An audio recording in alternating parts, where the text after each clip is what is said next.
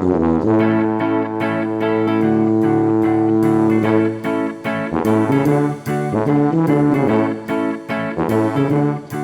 everybody, welcome to the Double Stuff Podcast. We are double the hosts, double the topics, and double the fun. I'm Sarah. And I'm Charity, and we're actually not double the hosts today. Oh, it's true. I mean, I guess it's still double, but not quadruple. Well, I guess it should be quadruple the hosts. There's still two hosts, yeah. Yeah, we didn't fully think that through. So we'll still say the slogan because that's part of who we are, but it's just 2 out of the 4 today. So I thought it'd be kind of fun. It's yet another sisterly conversation that we've done before. Our first topic is going to be going to the zoo, which I know Charity likes doing because she likes animals of all different types. So go ahead and tell us about why you like going to the zoo. What was your recent excursion? Oh, no. I mean, I think the zoo's fun. I kind of have like a, I don't want to say love-hate relationship because that seems dramatic, but like the zoo is really cool because you get to see animals of all different kinds that you obviously don't get to see on a regular basis. However, there is something sad about seeing animals locked up, especially if it's an enclosure that's actually kind of small. But we recently went to the zoo in Omaha, Nebraska, which is supposed to be one of the best zoos in the country. I think it's one of the top 5 zoos in the world. I think if I did my research, it's called the Henry Dorley Zoo, I believe, if I'm saying that correctly. I really liked their zoo. Their enclosures for the animals were pretty big.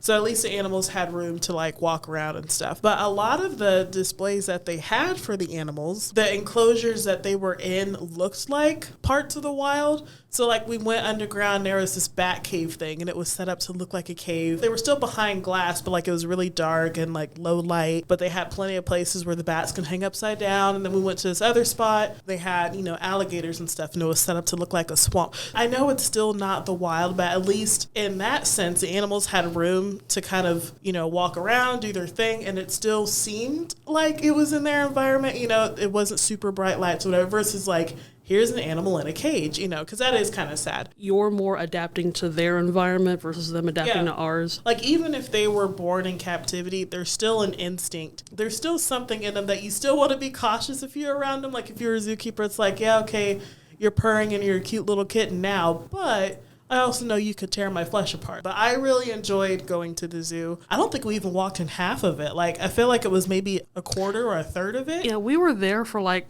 3.5 hours and we still didn't see everything. It was a long walk, so we got our steps in that day. Yeah, if you want to see animals and lose a few pounds, that's the place to go. We have a pretty decent zoo here. Obviously not as big as the one in Omaha. During the holiday season, I really enjoy doing the wild lights display. The 2022 lights were really, really cool because it was a separate display. I was hoping that they would do something different, because that way it's like, oh, okay, I've seen this before. My favorite was the panda display. In the middle of the panda lights, there was this huge panda just like towering up like the panda god and all the little underlings. And I thought that was fantastic. And if you don't know, my favorite animal is a panda bear. So I thoroughly enjoyed that display at the Sedgwick County Zoo. Now, admittedly, I enjoy going to the zoo, maybe not as much as Charity does. So my very first memory going to the zoo, and this is when we were still living in Indiana. So I was 6 years old, so first grade. It was a pleasant surprise because I noticed my dad was in the driver's seat, in the bus. So I was really excited. Not only did I get to go on a field trip, but, Daddy was coming along and he was driving us. That was a lot of fun, especially when I was in school where I didn't really have a lot of friends.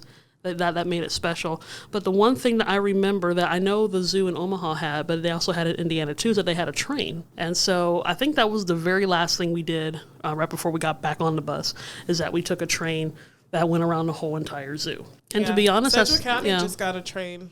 Kansas City has one too. I've been to their zoo. Honestly, the last time I was on a train at the zoo was when I was 6 years old. So I think I am due.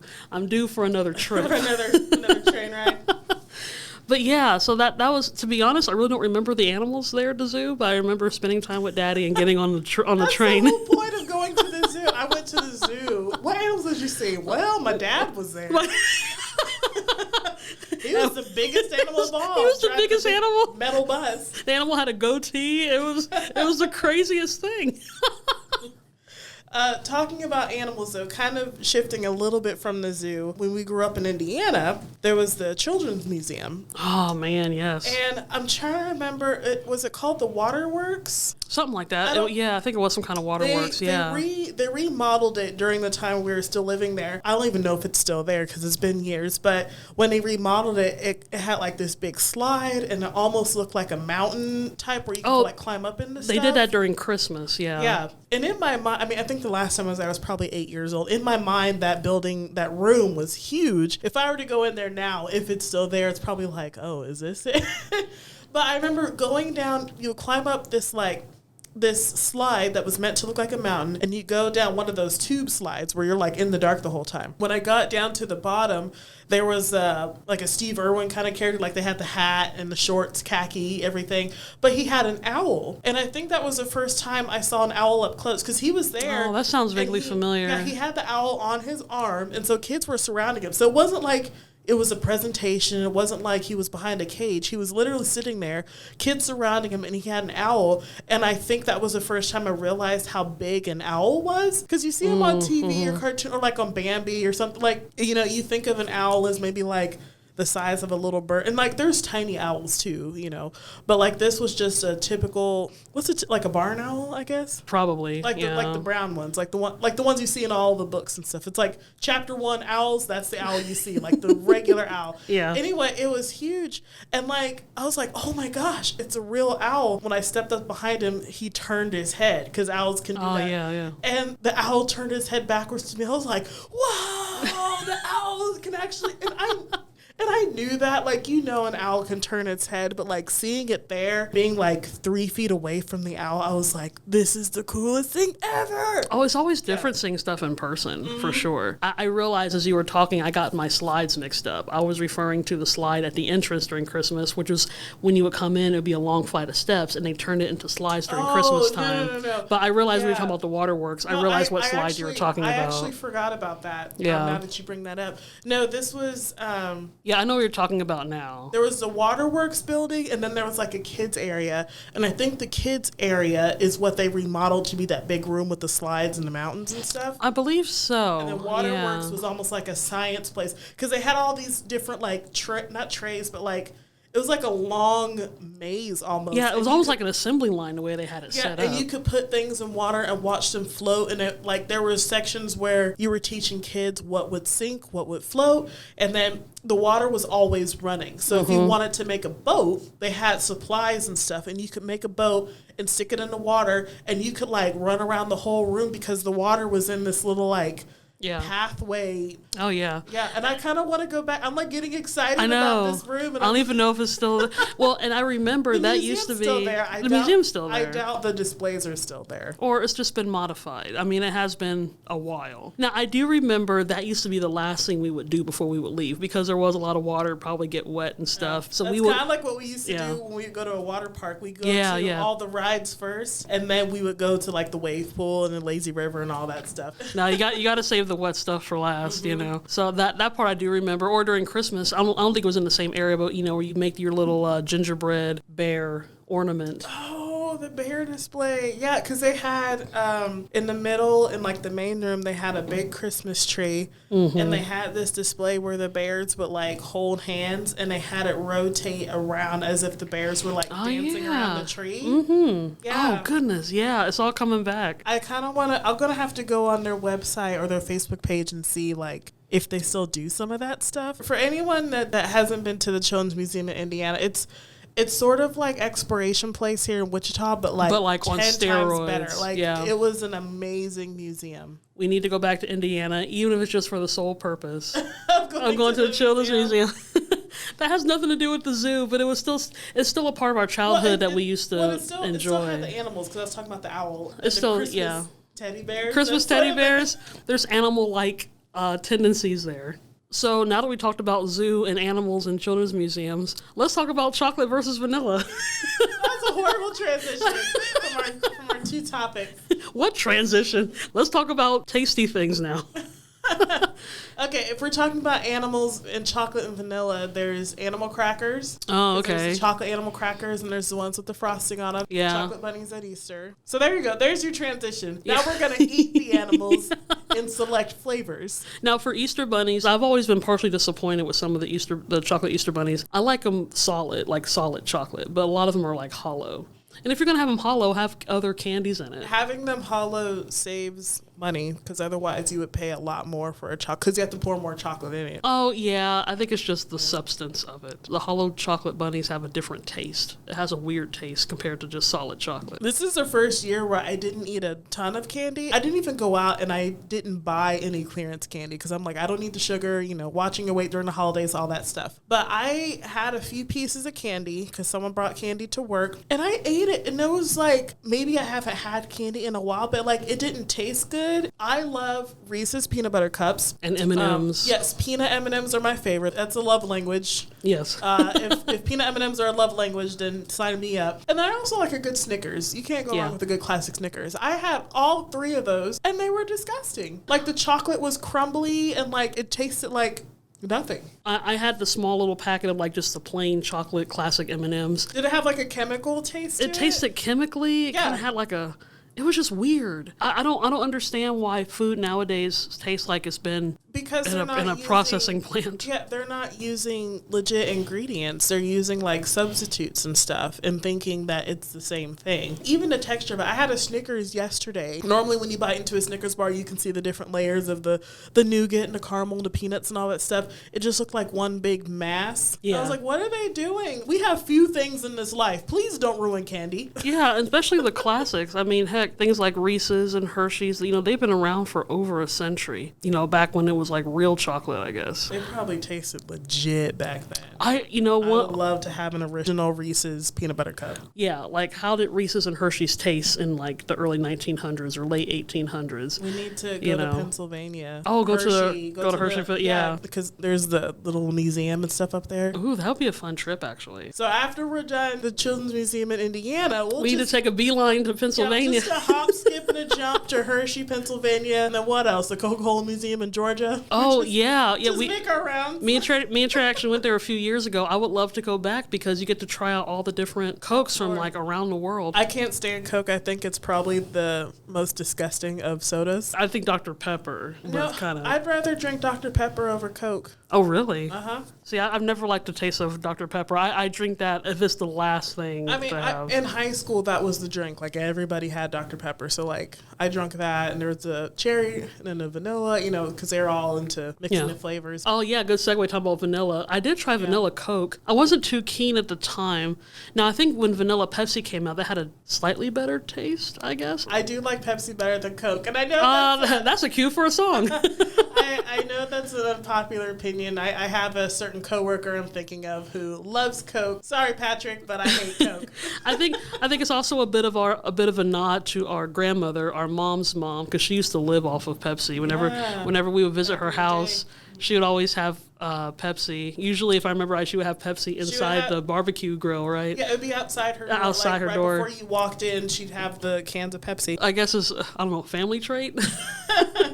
But I mean, honestly, I don't drink soda anymore. So, like, the few times I do drink soda, it's all kind of gross now. I would definitely skip Coke. I'd probably have a Pepsi, maybe a Dr. Pepper, and then I just skip. I'd rather have water. The times I do, like I said, I don't drink a lot of soda anymore either. But the times that I have Sprite, Sierra Mist, that kind of stuff. Well, that's default. They give you that in the hospital. They give you that in the hospital. Or after you donate blood, they give you a soda.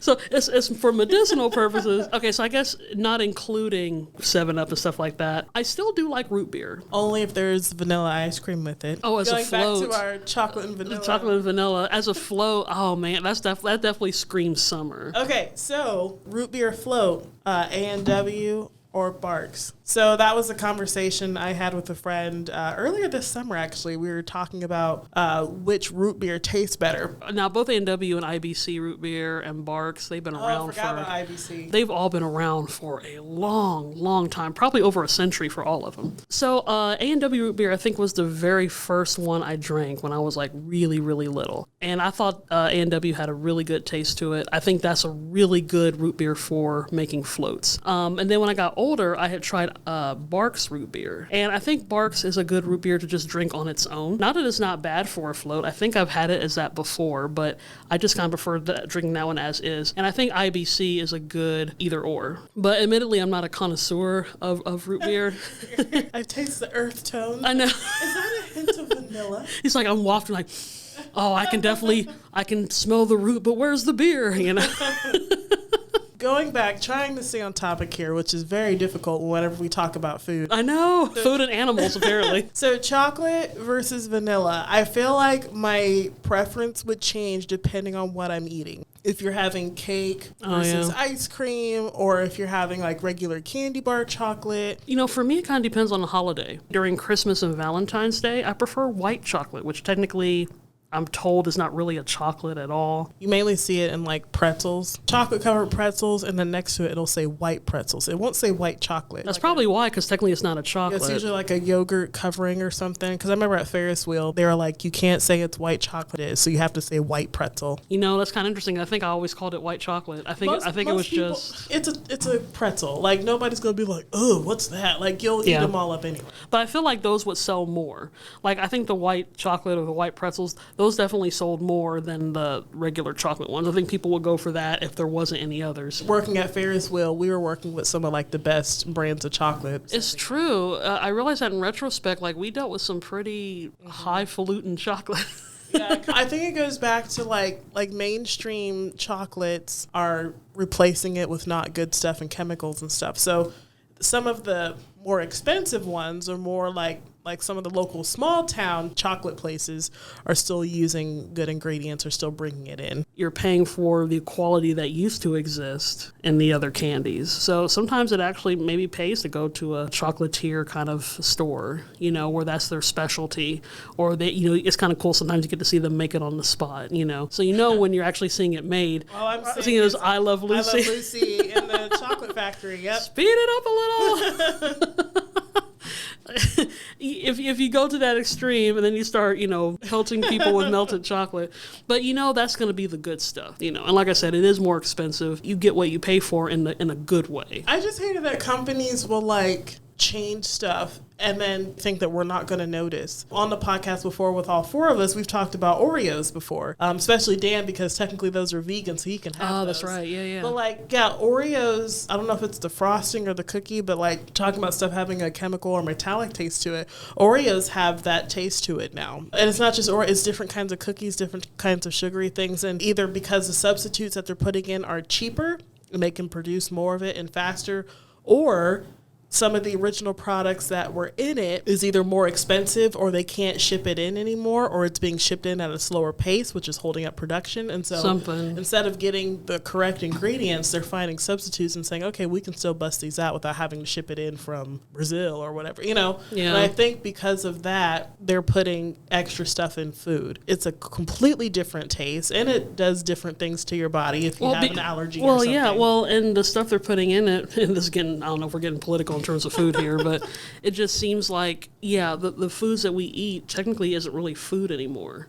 So it makes sense that our body is trying to digest. It's like you're trying to digest something that's not food. Like, how is it going to break it down? Mm-hmm. You know, so maybe that would explain why preservatives and stuff. Yeah, maybe it does explain why people are having reactions to stuff, or it's like that doesn't taste right. Yeah, well, probably because you just put a bunch of metal in your mouth. Well, and I've known people who have who've had reactions to a certain kind of dye. Like, some people can't have things that have red or blue dye in them because it affects them, you know, in a weird way. And so, you know, even something that's not obviously red or blue, if it's got that in it to like make it that color, that dye is still in it and they could still react, you know. So anyway, we are way far off from chocolate, vanilla, animals, all of that. And we covered it just in a very roundabout way.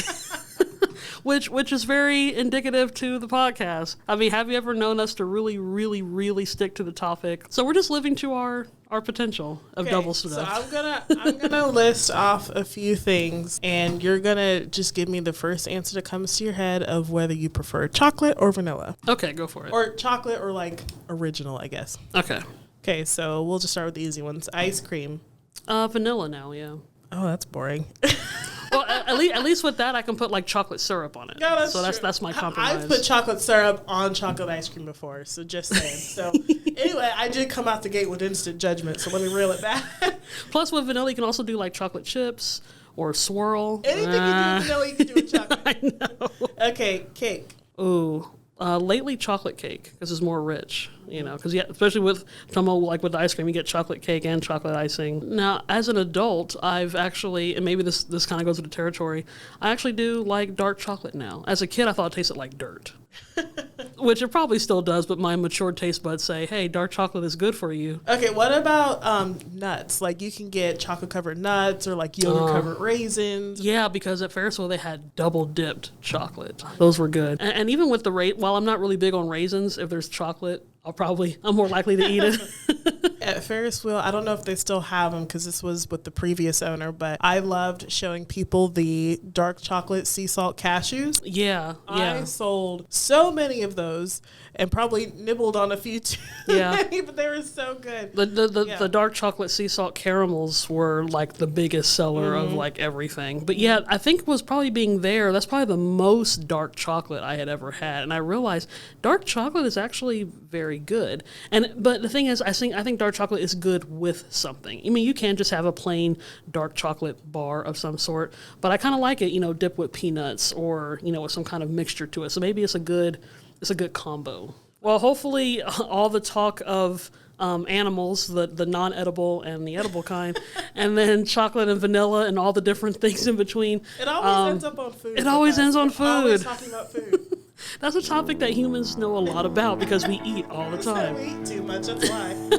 So hopefully this will make your mouth water for chocolate things that you should or shouldn't eat. So if you want to listen to some more of our episodes, please do so. You can always check us out on doublestuffpod.com. That's our website. Binge listen that way. Check us out on Facebook and Instagram at Double Stuff Podcast. And of course on Twitter at Double Stuff P. And that's the letter P.